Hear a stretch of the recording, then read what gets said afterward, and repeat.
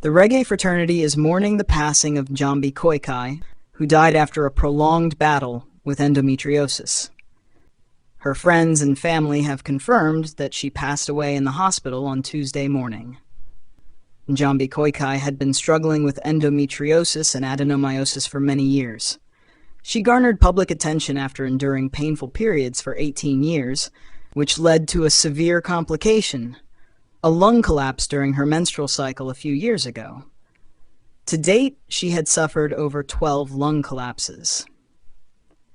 In her quest for specialized treatment, Jahmby traveled to the United States to consult with endometriosis specialists in Georgia.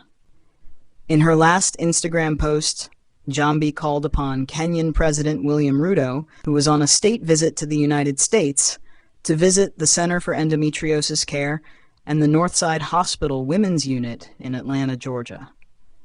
These facilities are dedicated to restoring the lives of young girls and women crippled by endometriosis. Jahmby KOIKAI had a notable career in the Kenyan media, working with several media houses, including KBC and NTV. We at the Kenyan News Channel extend our condolences to her family and friends. May she rest in peace.